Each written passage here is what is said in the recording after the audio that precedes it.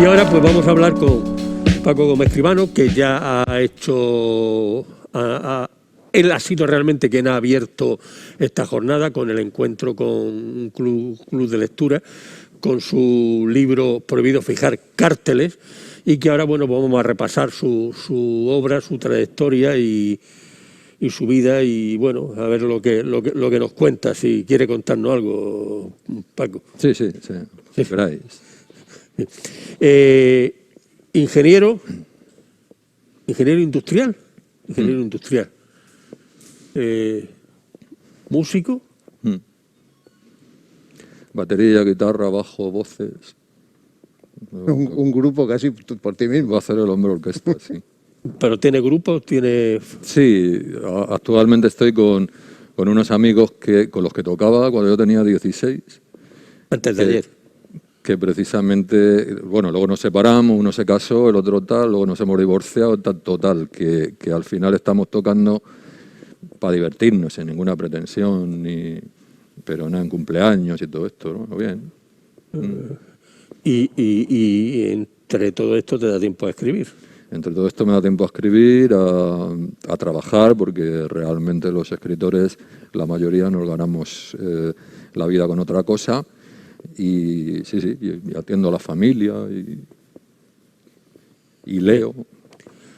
Eso quería preguntarte, Paco.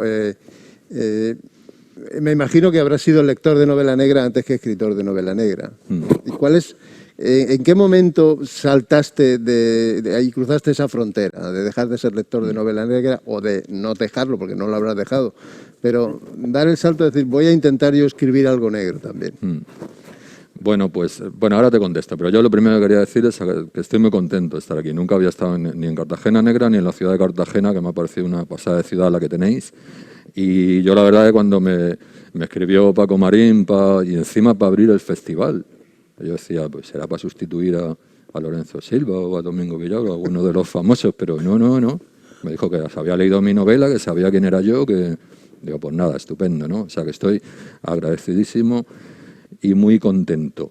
Bien, yo sí, claro, yo antes, yo leía, cuando era pequeño, pues tebeos, y empecé a leer novelitas del oeste, de estas que había de guerra, de espías, y también novelas negras, ¿no? A mí la literatura pues, me ha salvado, porque yo escribo de mi barrio, un barrio que siempre fue un barrio obrero y muy conflictivo y demás, y como decía antes en el club de lectura, a mí la literatura me ha salvado de no haber hecho de mi vida un desastre, ¿no? Entonces, cuando a mí ya me entró el gusanillo de leer y tal, pues yo leía de todo, pues leía ensayos, histórica, costumbrista, novelas, grandes novelas universales, clásicas, pero yo entre medias pues leía novela negra.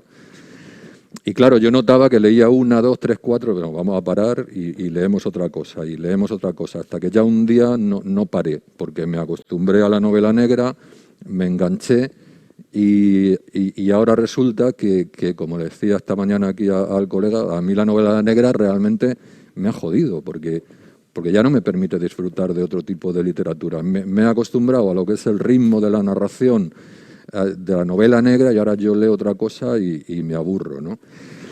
En cuanto a tu pregunta, Antonio, pues claro, yo un día, yo ya llegué a flipar tanto leyendo que dije, joder, pues escribir tiene que ser ya la hostia, ¿no? Pero claro, no te atreves y empiezas a escribir relatos, poemas, novelas, que todas ellas las tiras a la basura porque cuando empiezas a escribir, pues obviamente no sabes. Y la novela negra a mí siempre me ha llamado la atención, porque a mí siempre me ha llamado la atención los críticos literarios y algunos catedráticos que persisten en que la novela negra es un género inferior y que bueno, no sé qué. Pues mira, yo las dos primeras que escribí, pues me lancé por el thriller esotérico, pues en su día me gustaba el esoterismo bastante y tal. Y yo ese tipo de novelas en que aparece un libro que va a salvar a la humanidad, luego aparece el Papa que estornuda y en Indonesia se cae un monumento, claro, ese tipo de novelas es muy fácil construirlas con nada que tengas a nada un poco de inventiva y a nada que sepas redactar bien, pues te la haces. Pero coño, la novela negra, a mí lejos de parecerme un género menor, me parece un género bastante mayor, porque a la gente que yo he leído de novela negra emplea pues unos recursos literarios que, pues, como son la metáfora, la comparación, el símil, la alegoría, que además son recursos propios de la poesía y muy difíciles de utilizar, y que Chandler, por ejemplo, utilizaba de la hostia. Y claro, pues a mí me daba mucho miedo, hasta que ya pues me lancé, ¿no?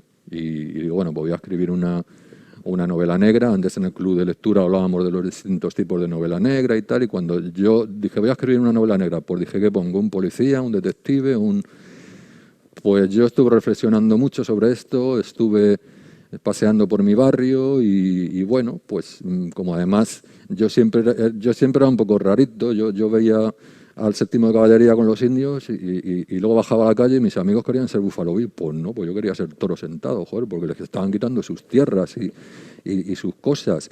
Y en la época de la Gran Depresión, cuando las pelis del FBI que iban a por John Dillinger, que robaba un banco, pues hombre, a mí me parecía un acto de justicia poética robar un banco.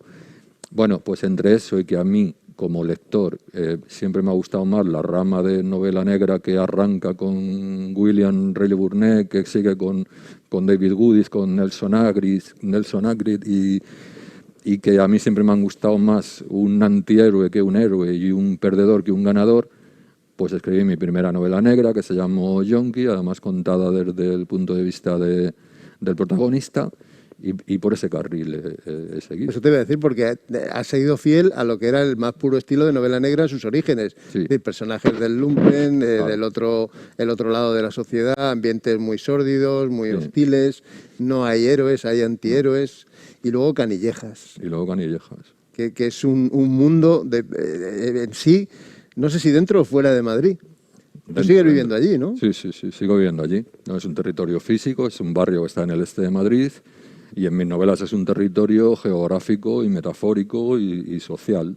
Y bueno, pues como digo, pues realmente quien inventa la novela negra tal y como la conocemos es William Riley Burnett, que si no lo conocéis, no habéis leído nada suyo, sí que al menos conoceréis sus adaptaciones al cine, o yo que sé, La jungla de asfalto, Pequeño César, una serie de películas en las que William Riley Burnett lo que hace es meter una patada al detective que todavía conservaban Chandler y Hammett como protagonistas de sus historias, al igual que hacían Conan Doyle y Agatha Christie con la novela Enigma Clásica, y realmente convierte en personajes de sus novelas a los delincuentes. Y a mí ese es el tipo de novela que me gusta. Aunque William Riley Burnett todavía conservaba cierto aroma clásico en el sentido de que tenía que haber justicia y que había que castigar al malo, pero por ejemplo,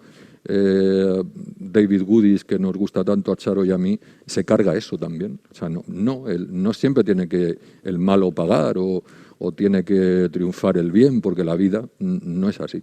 Sin embargo, en tus novelas sí que hay un código y hay una serie de normas que a veces suelen cumplirse. Hablo, por ejemplo, de prohibido fijar cárteles. Aquí, bueno, uno tiene la sensación de que la venganza es un motor importante en esta novela y de que tiendes a dejar las cosas en su sitio, aunque ese sitio en el que se queden no sea del agrado de muchos.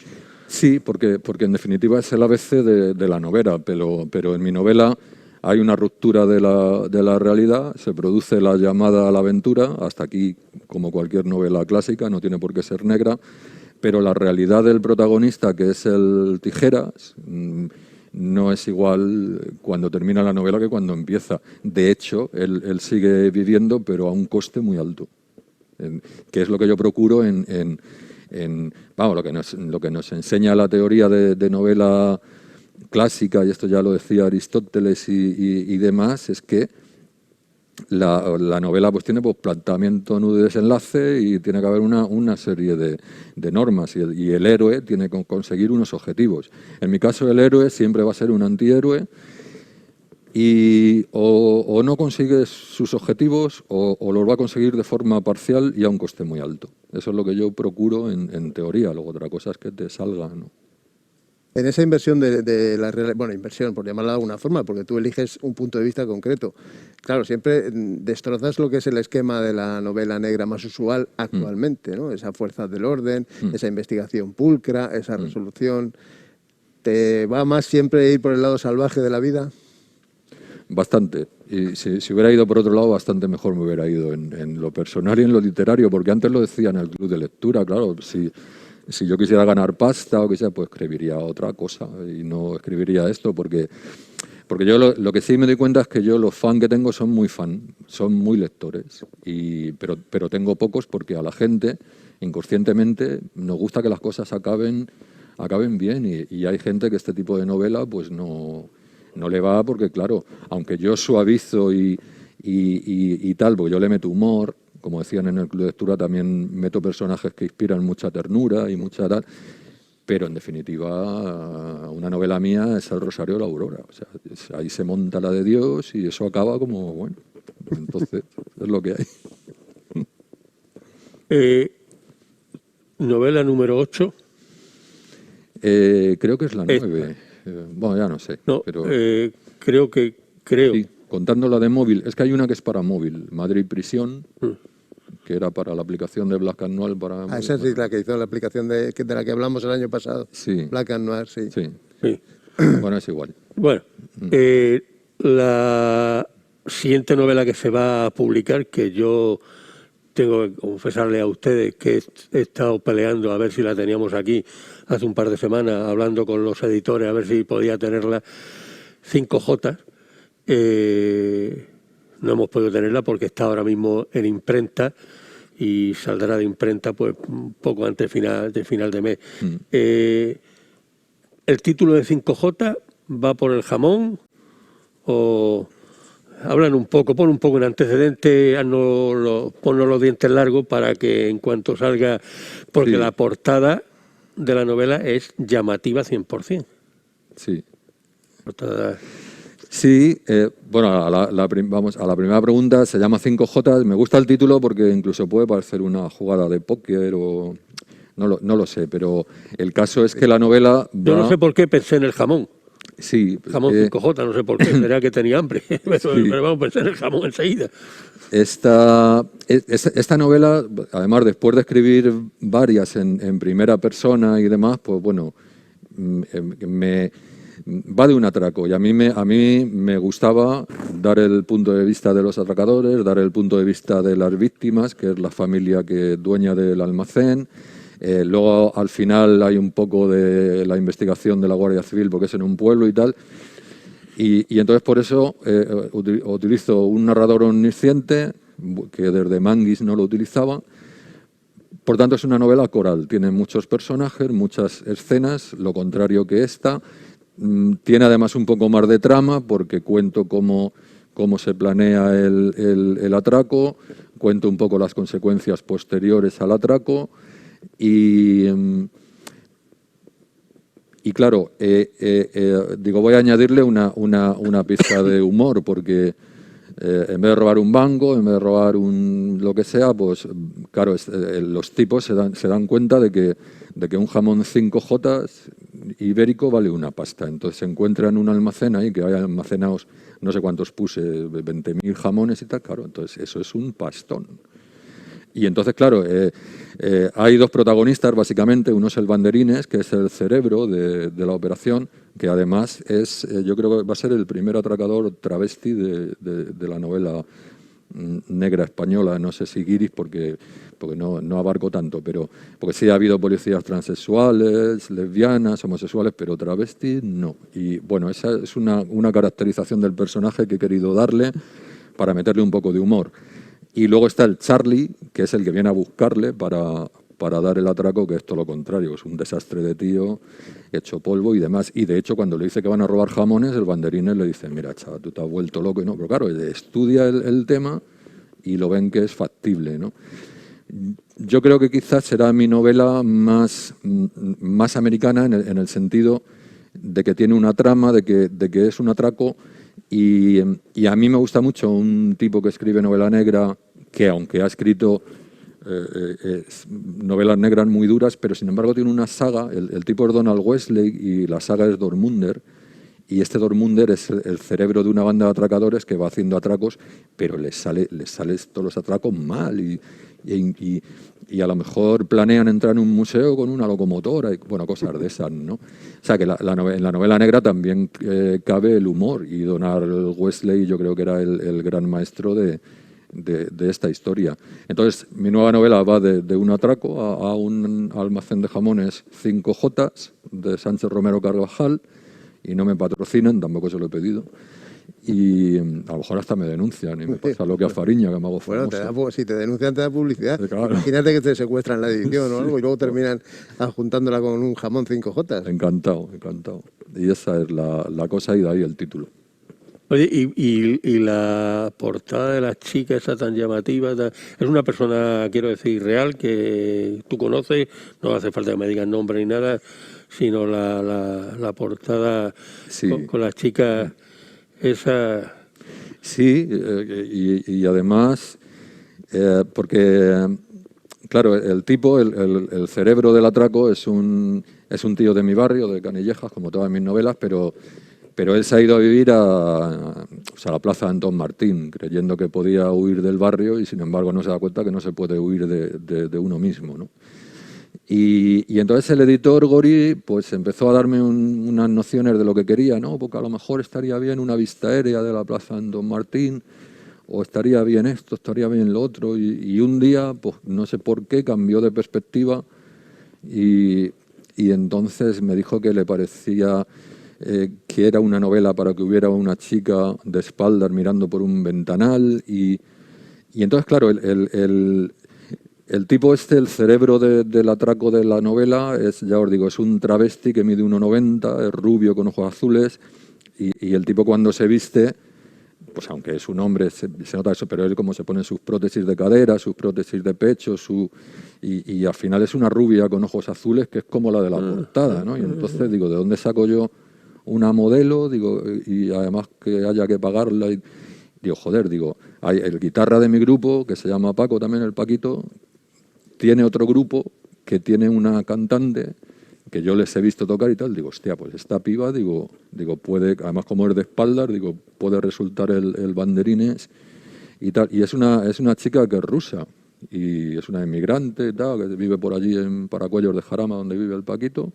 Se lo dije, digo, díselo, a ver si quiere, y digo, dile que no la puedo pagar, ni puedo invitar a una caña o a comer o lo que sea, y la piba amablemente pues se prestó. Y entonces fuimos allí a un bar que localicé yo y hicimos la foto, y muy bien. O sea que es una piba que es real, que se llama Anastasia, como los emperadores rusos, como las zarinas, y si hacemos una presentación en Madrid, lo cual veo difícil, pues intentaré incluso que vaya, porque más que nada para que los espectadores la vean de frente también, para que vean que es una chica guapísima. Que existe, que es de verdad. Existe y es de verdad. Que está bien. Sí. Oye, Paco, ¿por qué tus personajes, yo creo que en un porcentaje muy alto, aparecen siempre nombrados con un apodo, con un alias? ¿Huyes de los nombres reales o es por proteger la identidad de alguien? Porque es que en los barrios es así, es así. El que tenía los ojos tal era el chino, el que tenía tal el orejas, y siempre es así. La mayoría de la gente en el barrio tiene motes. Y yo normalmente, antes también he dicho en el club de lectura, que bueno, pues cojo situaciones y cosas pues que yo he vivido o que me han contado o que me invento mezclando una situación con otra, o a veces hago personajes Frankenstein de gente que conozco. Pero ha habido veces que no, además he contado una anécdota antes también de un señor que yo puse en Manguis, que yo recuerdo pues de mi niñez. Era el borrachín del barrio que iba con un cassette que yo no sé dónde lo había sacado, porque era un loro con 2 altavoces, que eso no existía todavía, lo compraría en Ceuta, y el tío iba escuchando flamenco, llegaba al bar, ponía el en la barra, borracho el tío, y el tío no sabía cantar, pero él estaba cantando Antonio Molina y él le hacía el cassette así, él ponía gestos, cantaba. Pero claro, es que este hombre existió y es el padre de 2 colegas míos del barrio. Yo decía, me van a hostiar cuando cuando lean esto. Y curiosamente cuando me vieron y habían leído la novela y vinieron para acá, digo, ya está. Y pues, me dieron un abrazo y me emocionaron porque y me dijeron, gracias por sacar a mi padre y tal. Entonces, bueno, pues Eso te voy a preguntar también, porque tú sigues viviendo allí y haciendo vida en la calle y en los locales del barrio. Sí. ¿La gente cómo recibe tus novelas allí? Porque habrá alguno que se identifique, se reconozca. Sí, ¿Les gusta sí, aparecer como personajes? les gusta. No ha habido, a lo mejor a alguien no le gusta y no me lo dice, pero no, todos los que lo han leído y eso, pues les dice que, o sea, me dicen que les gusta y es más, normalmente, bueno, yo siempre suelo presentar allí en una librería, pero siempre suelo hacer, que este año no lo voy a poder hacer, en la bodega del Suso, allí que es donde yo paro, siempre hago una presentación para los del barrio y luego les invito a una panceta, o chorizo, una barbacoa y a mí me mola porque, claro, viene la gente del barrio y tienen toda la confianza del mundo para preguntarme cosas, para decirme cosas y es muy entrañable porque a veces vienen dos, oye, ¿te importa que compremos libros a medias que no tenemos dinero? Bueno, vale, y tal, cosas de esas, ¿no? Pero están fabricando lectores allí en Canillejas, entonces. Pues sí, a lo mejor cuando me muera me ponen allí un busto en la bodega. O de poner una calle al lado del Suso. Una calle, ¿no? Eso ya es mucho. Oye, y sabiendo cómo son tus novelas, y bueno, tú lo sabes y explotas esa línea, que me parece una opción genial, porque ya digo que para mí es quizá la más purista con los orígenes de la novela negra. ¿Cómo es el panorama en general de la novela negra española? Es decir, tan amplio y con tantas líneas o subgéneros o tantas etiquetas. ¿Qué te provoca todo eso? No, está muy bien. Me parece que actualmente, claro, como esto es como una bomba.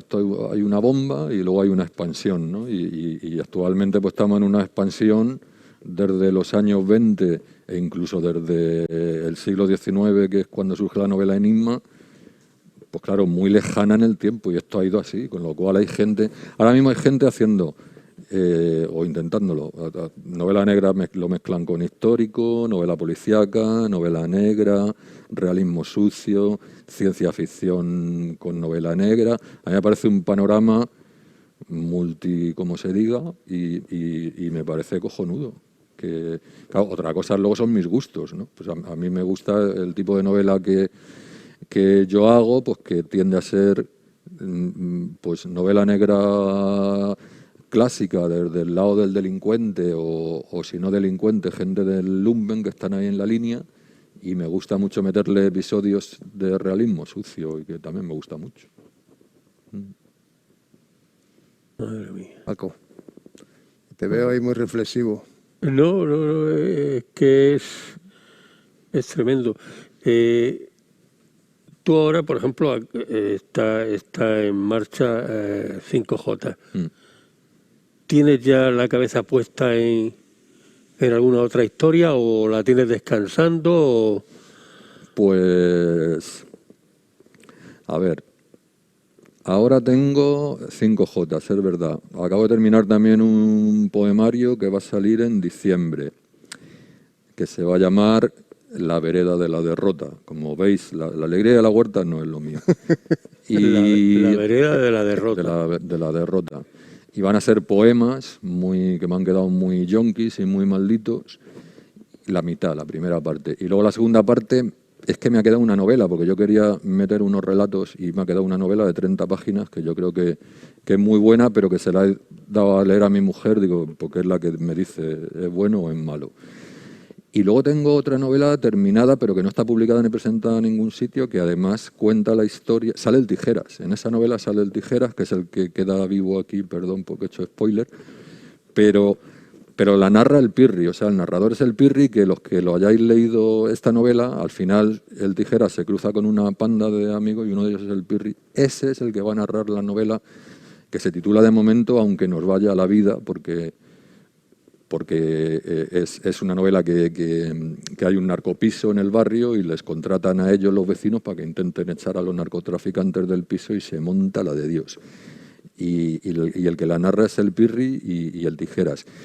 Y luego tengo 100 páginas de otra que las escribí hasta la pandemia. En la pandemia no sé qué me pasó, bueno, aparte de que me puse malo del COVID, que estuve malísimo, yo no he escrito en la pandemia, no sé por qué, porque no estaba concentrado y entonces me he dedicado mucho a leer, pero esa novela va a ser que un tipo, hay un atraco a un banco y con rehenes, y hay uno de los rehenes que va a ir rememorando sobre su vida, que es un borrachín, ha sido periodista y es amigo de un atracador que en su día fue preso FIES. Yo no sé si sabéis lo que es los presos FIES. Esto de los presos FIES lo sacó el Antonia Asunción en la época de Felipe González, cuando hubo aquella ola grandísima de motines en las cárceles, recordaréis, y entonces digamos que era un régimen carcelario dentro del régimen carcelario, es decir, fue algo que se inventaron para legalizar las torturas a los presos, y es lo que intento contar en esa novela, en el contexto, ya digo, de un atraco a un banco con rehenes, con muchos flashbacks al pasado, y supongo que terminará también como El Rosario de la Aurora, como todas mis novelas. Así que son una novela terminada, media y un poemario tengo por ahí. ¿Eres capaz de escribir poesía mientras estás trabajando en una novela o necesitas haber terminado el proyecto de la novela para ponerte con los versos? No. Hay mucha gente que Lo digo porque aparentemente parecen dos géneros diametralmente opuestos, aunque sí, conociéndote me imagino que te habrán quedado eso, como tú dices, versos muy yonkis, pero... Pues no, fíjate, porque Chandler y muchos escritores de novela negra fueron antes poetas, lo cual tiene su lógica por lo que he dicho antes, la novela negra, la verdadera, porque luego hay novelas que pretenciosamente que quieren ser negras y no lo son, y en la novela negra se utilizan muchos recursos propios de la poesía, por la metáfora, la alegoría, las cosas oníricas, y entonces no me cuesta. Es más, yo creo que si no fuera tan bien que escribiera poesía, no sería capaz de escribir como escribo las novelas, porque yo creo que la poesía te da muchas herramientas para luego hacer una prosa más impactante, en el sentido de que muchas veces dicen, bueno, es que haces como prosa poética en algunas cosas. Pues sí, claro. Alguien me dijo, no, es que una vez, no, es que fíjate, aquí te has parecido a Chandler. No, es que no es una casualidad, es que quería parecerme a Chandler. Hombre, de todas formas, ¿por qué no puede haber lirismo en una novela negra? No, es que debe haberlo. Por eso te digo que... Porque cuando yo leo una novela negra y no veo ni una metáfora, pues, ¿esto qué? Esto no es una novela negra. Es algo plano, porque siempre más o menos manejas una extensión tirando a breve. ¿Es algo buscado a propósito? Claro, ¿O te salen así? O... No, yo, podría escribir novelas de 800 páginas y de 900, podría. No, pero no quiero. Entonces, claro, porque yo antes he dicho que ya cualquier otro tipo de novela que no sea negra me aburre, porque me he acostumbrado al ritmo de la novela negra. Y es que el ritmo de la novela negra es intenso. Entonces, una novela que tenga 800 páginas no puedes meterle intensidad, porque es que no. Entonces, la novela negra tiene que ser corta. Yo hay veces que me dicen, ¿te has leído la nueva de tal? Y veo que tiene 700 páginas, digo, ni me la voy a leer, porque eso no es una novela negra. Es imposible que lo sea. Aunque te lo venda la editorial como novela negra y te lo venda el autor como novela negra. Sabes tú que la etiqueta de negra se ha vuelto muy amplia, entonces claro, dentro cabe casi todo. Claro. Entonces, efectivamente lo hago aposta, lo de escribir novelas cortas. Oye, antes has hablado de que un personaje tuyo que quería escapar del barrio, pero nunca puede escapar de su pasado. ¿Hay algún otro personaje que te haya pedido, tú hayas notado al escribir, que te pidiera escapar del barrio, que te dijera, joder, déjame sacar la cabeza, déjame salir de aquí? Casi casi todos los personajes en el fondo de mis novelas están pensando no solo en escaparse del barrio, sino que a veces piensan en joder, que les gustaría no haber nacido en el barrio, porque claro, no sé si es en esta o en la de 5J, que hay una conversación entre los dos personajes y dice, joder, ¿y de dónde nos viene tanta mala suerte? Y le dice el otro, pues desde antes de nacer, porque claro, no es lo mismo un barrio de gente pues que tiene un trabajo, que tiene una dinámica, que son familias, aunque sean pobres, pero estructuradas, o no es lo mismo, claro, si un bebé que su padre está todo el día en el bar borracho y la madre no está a lo mejor prostituyéndose para llevar una peseta a casa y tal, pues qué perspectiva tiene ese chaval. Entonces, por eso ellos dicen que muchas veces antes de nacer ya tenían escrito su futuro.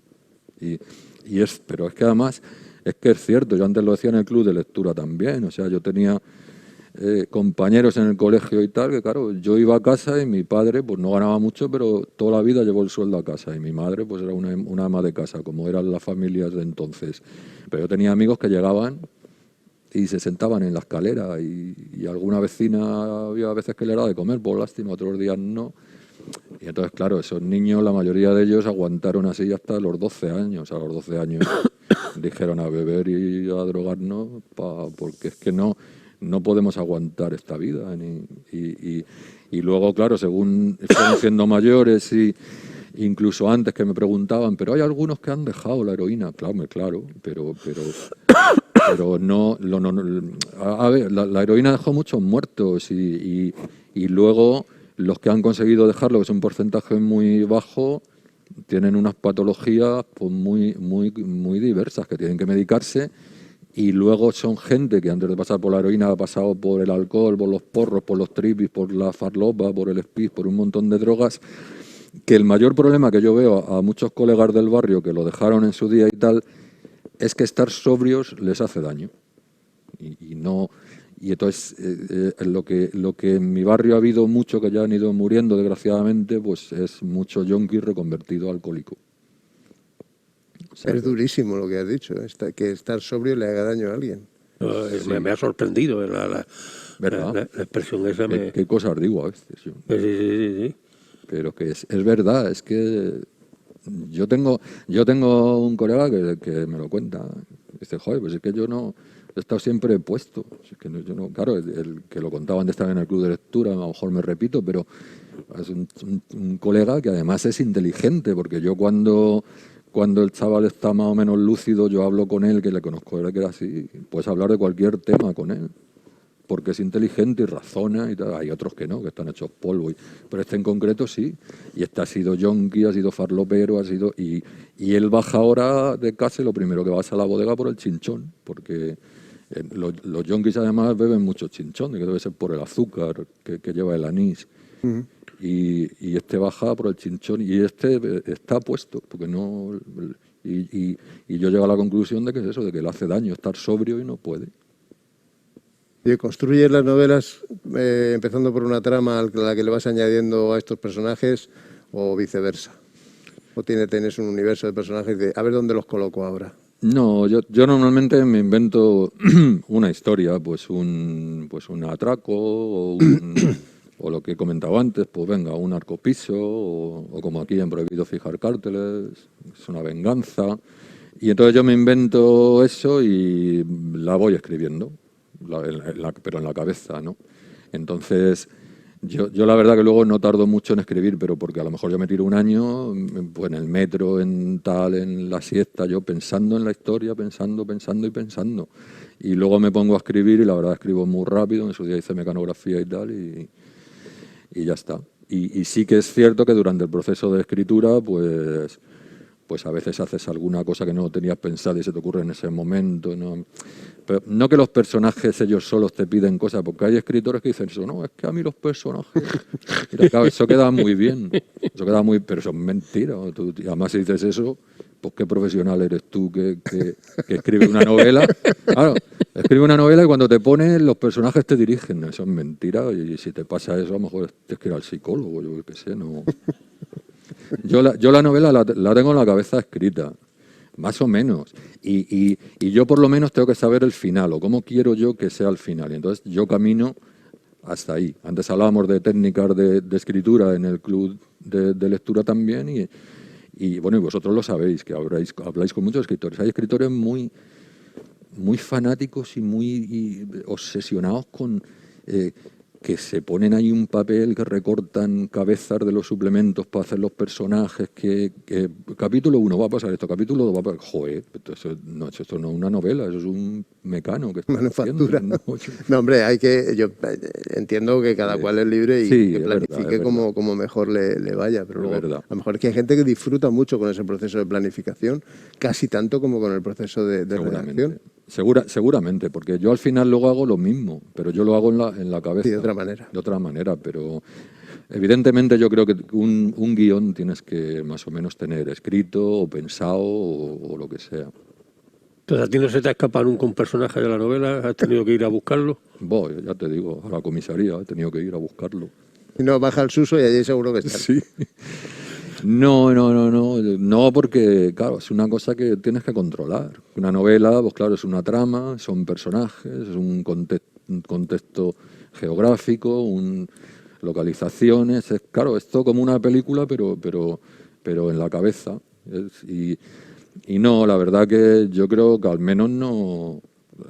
A Chandler hubo una vez que alguien le dijo, no recuerdo en qué novela, y dice, oye, pero es que este hombre desapareció y no le vuelvo... ¿Qué pasó con este personaje y tal? Y dijo, pues no lo sé. Dice, pero es que...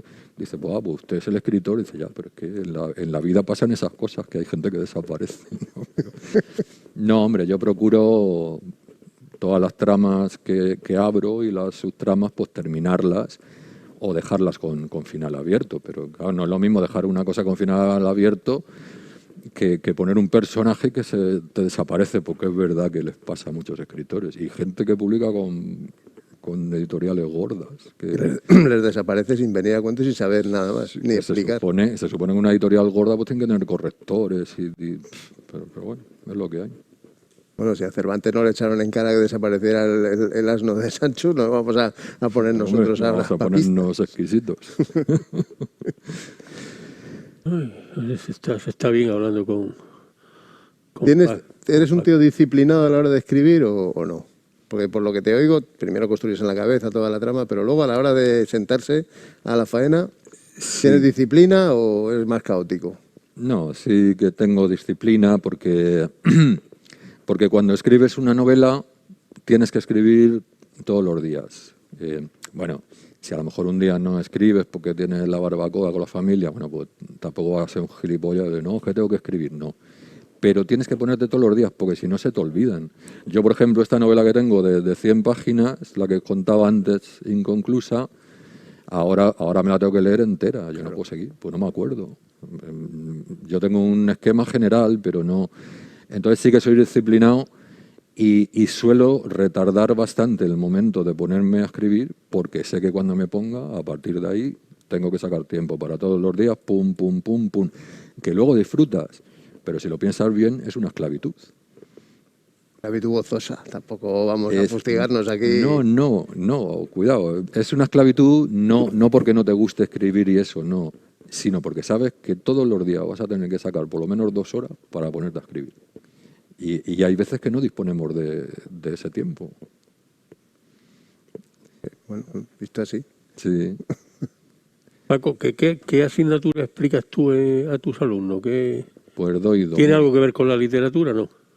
No, yo soy profe de FP, de electricidad, y estoy ya dando muchos años instalaciones de interior, que es pues hacer instalaciones de fluorescentes, de lámparas, de cosas. Y luego doy también domótica, que es pues esto de encender las luces con el móvil, motorizar las persianas, encender una bombilla por internet, cosas de esas.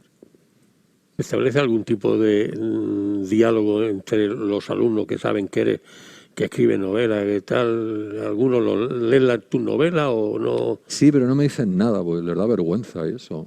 Porque me han visto hasta en el YouTube tocar la batería y les da vergüenza. Pero algunos sí me ha dicho, antes lo he comentado también, que claro, la gente de 20 años que lee mis novelas y tal, que sobre todo alguna que he situado en los 80 o en el tardofranquismo con la heroína y tal, pues, claro, lo que me dicen, pero profe, dice, ¿esto era así?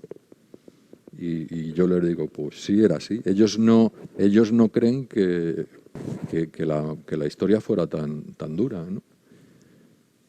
Y Y nada, pues ahí están. Yo que la lean ellos no me preocupa, lo que me preocupa es que la lean sus padres y digan, ¿quién les está dando clase a mis hijos con estas cosas? Pero bueno. No, sí que gustan. Antes hablábamos también. Y lo que yo flipo también es que leen mis novelas gente de 20 años, pero que me han venido pues también mujeres de 80 años y les ha gustado. Digo, no puede ser. No, señora, usted se ha drogado. No, pero es verdad. Y bueno, yo ya digo, no soy un escritor de 800.000 lectores, pero yo sé que poco a poco voy teniendo mis lectores y yo pues a ver, yo me trabajo mucho en las redes sociales y pues claro, a mí no me llevan ahí a la tele ni a radio tal, porque no soy importante. Entonces yo me lo tengo que currar mucho en las redes y yo pues recibo un feedback que dicen los modernos y a mí me escriben pues privado, oye, cómo me ha molado tu novela, todo. Cuando me escribiste tú, por ejemplo, yo me quedé flipado, un email, el Paco Marín, sin conocerme de nada, que me he leído tu novela, que tal, que es la hostia, que te voy a hacer una entrevista que te quiero. Y bueno, estupendo, ¿no? O sea que yo sé que tengo ahí mi nicho de lectores, pero es lo que yo decía antes también, que como yo esto ha sido una afición tardía, yo he empezado realmente a escribir novelas, a publicar con 44 años o por ahí, o sea que como yo tengo otro medio de vida, yo me gano la vida de otra manera y tal, pues esto al ser un hobby, yo escribo lo que verdaderamente me gusta. O sea, a mí no me viene una editorial y me encarga una novela de ahora de la pandemia, no. Yo escribo lo que me mola y lo que me gusta, y el día que deje de molarme, pues lo podré dejar porque yo me gano la vida de profesor, que es mi curro.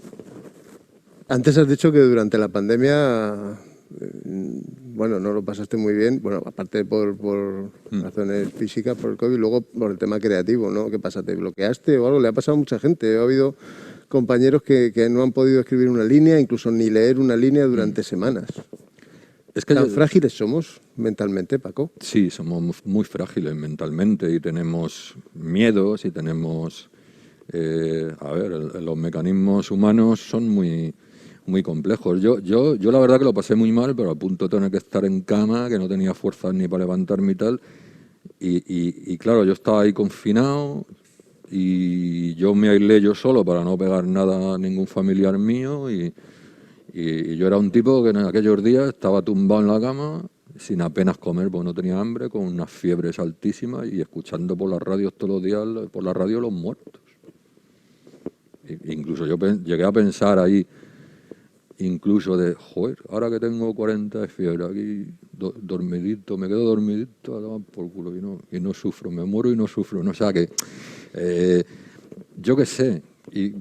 Y luego ya cuando ya fui encontrándome mejor y todo eso, y yo seguía viendo las noticias y pues no, la verdad que no seguí con la novela porque ya te digo, yo para escribir una novela tengo que estar concentrado y sé que cuando me ponga tengo que sacar disciplina para ponerme todos los días. Sí escribí muchos poemas y acá, o sea, terminé el poemario que tenía pendiente con la editorial y eso sí, pero porque los poemas son cosas cortas, que no necesitas una concentración para llevar una historia larga en el tiempo, y sí que me puse a escribir poemas como churros y terminé el poemario.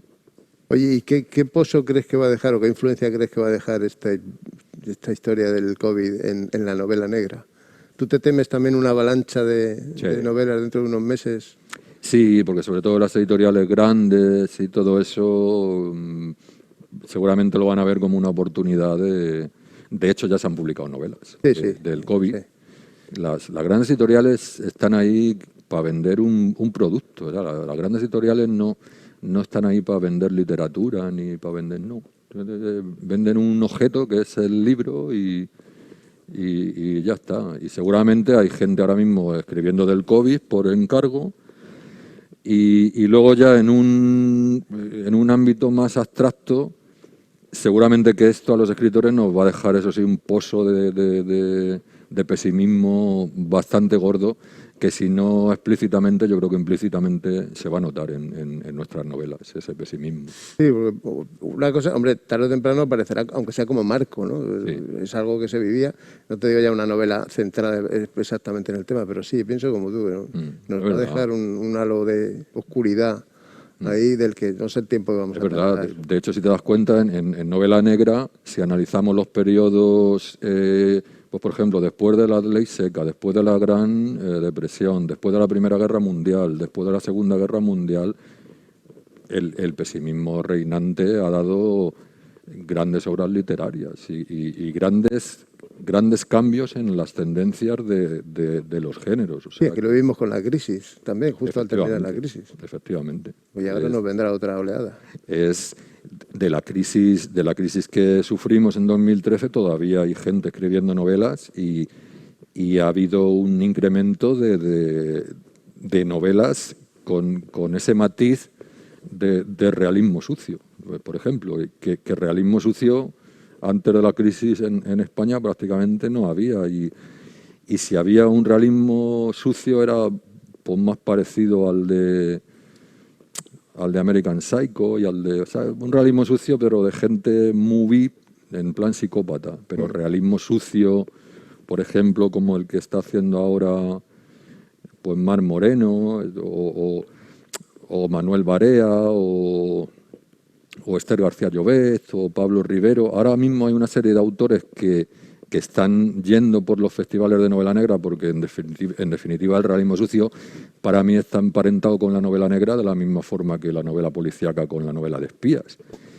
Y ese realismo sucio, ese pozo de realismo sucio que yo he dejado también aquí, yo creo que es como consecuencia de la crisis. Y yo creo que esta pandemia va a dejar todavía yo vaticino que habrá una oleada de realismo sucio más fuerte de la que hay.